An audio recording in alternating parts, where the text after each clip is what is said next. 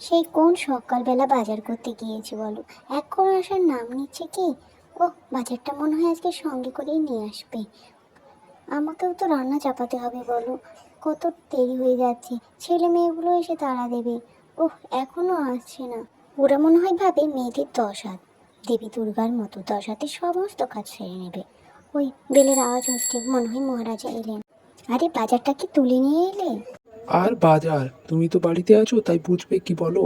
বাজারে যাও না, গেলে বুঝতে পারবে। এ নাও নাও, বাজারের ব্যাগটা তাড়াতাড়ি ধরো তো। আরে কি গো, বাজারে ব্যাগটা এত হালকা কেন? আর বলো না, সবজির যা দাম আজকে, তাই আজ সবজি নেই, মাংস নিয়ে চলে এসেছি। কষা কষা করে মাংস রান্না করো তো, শুধু মাংস ঝোল আর ভাত, আর কিচ্ছু করতে হবে না। যা বাইরে গরম পড়েছে না, আর কিছু ভালোও লাগছে না। হ্যাঁ, যা বলেছ, প্রচুর গরম পড়েছে না। দাঁড়া দাঁড়া, আমি তাড়াতাড়ি করে রান্নাটা চাপিয়ে দিই। আর তুমি দাড়ি কাটবে বলছিলে না? হ্যাঁ, কোদালিটা কাটতে হবে। হ্যাঁ, তাহলে তুমি যাও, দাড়িটা কেটে নাও, আমি ততক্ষণে তাড়াতাড়ি করে রান্নার জোগাড়টা করি। গরমের জন্য তো কয়েকদিন ভালো করে ভাতটাও খেতে পারিনি। আজ একটু কষিয়ে রান্না করো তো, আমি ততক্ষণ দাড়িটা কেটে আসি। হ্যাঁ, তাড়াতাড়ি করে আলুটা কেটে নিই।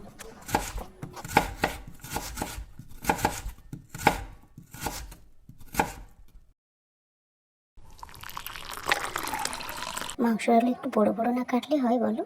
এই যে শুনছো, আমার দাড়ি কাটার ব্লেডটা কোথায় দেখেছো? কোথাও খুঁজে পাচ্ছি না গো। তোমার আয়নার কাছে তো রেখে দিয়েছি, ভালো করে একটু দেখো না। তোমরা না একটু ভালো করে খুঁজবে না? আরে কি গো, পেলে? আরে হ্যাঁ হ্যাঁ, পেয়েছি পেয়েছি।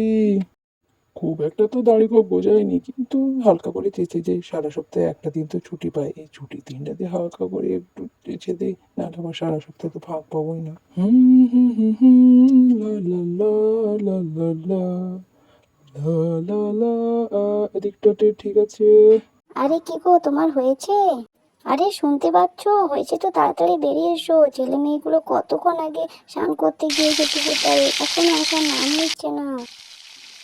আরে, তোমার দাড়ি কাটা হলে একটু আসো না, পুকুর ধারে গিয়ে দেখো না ছেলে মেয়েগুলো কি করছে। আর শুনতে পাচ্ছো? আরে কি বলছো? ভালো করে তো শুনতে পাচ্ছি না। দাঁড়াও দাঁড়াও, যাচ্ছি, দাঁড়া, আমার হয়ে গেছে, যাচ্ছি। কি গো, রান্নার আওয়াজে তো সূর্য শুনতে পাচ্ছিলাম না। কি হয়েছে বলো। আগুন, ছেলে মেয়েগুলো কতক্ষণ আগে স্নান করতে গিয়েছে, যাও না দেখো না কি করছে এখনো। আচ্ছা ঠিক আছে ঠিক আছে, আমি যাচ্ছি, তুমি রান্নাটা করো।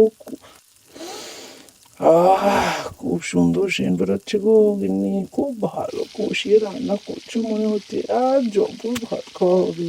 আরে তুমি যাও না, তাড়াতাড়ি এসে তুমি খাবে। এই দিদি, এই বনু, আজ না খুব স্নান করবো, খুব মজা করব। আমি তো খুব সাঁতার কাটবো। হ্যাঁ, আমিও প্রচুর সাঁতার কাটবো, প্রচুর সাঁতার কাটবো, খুব মজা করবো। দেখ, পুকুরের চারদিকটা দেখ কত সুন্দর লাগছে না? আমাদের শহরে তো এত সুন্দর দেখাই যায় না। শুধু কি চারদিকে ঘেরা, গাড়ি ঘোড়া ছাড়া কিছুই না। তা ভালো লাগে না বল দিদি? হ্যাঁ, গ্রামের পরিবেশটা সত্যি খুব সুন্দর, আমারও খুব ভালো লাগছে। কত মিষ্টি মিষ্টি হাওয়া দিচ্ছে বল। এই আমার আর মন থামছে না, আমি কিন্তু নামলাম, তোরা বসে থাক। ও, জলটা কি ঠান্ডা! এই গরমের দিনে পুকুরে না স্নান করলে হয়? বাড়ির ভিতরে ওই এক বালতি জলে কি স্নান করে পোষায় না? ধ্যাৎ। আরে ভাই, ঠিক বলেছিস, জলটা কত সুন্দর ঠান্ডা। আহ দাদা রে, জলটা এত সুন্দর, খারাপ লাগছে না? আমার তো মনে হচ্ছে এখানে আরাম করে শুয়েই থাকি। চল চল, একটু সাঁতার কাটি। চল চল চল। এ, কি মজা কি মজা রে। এ, এ। আরে তোরা সাঁতার কাটবি না? আয় আয়। কি মজা, কি মজা, জলটা না খুব ঠান্ডা গো, কত কি মজা লাগছে। আমরা প্রতিদিন তখন এসে স্নান করবো। আহ, কি শান্তি। আহ এ, কি আরাম! পুরো মনে হচ্ছে পৃথিবীটা কত চমৎকার। এত সুন্দর একটা পুকুর দেওয়ার জন্য বলো। এই দাদা, আমরা প্রতিদিন আসবো এভাবে পুকুরে স্নান করতে বল।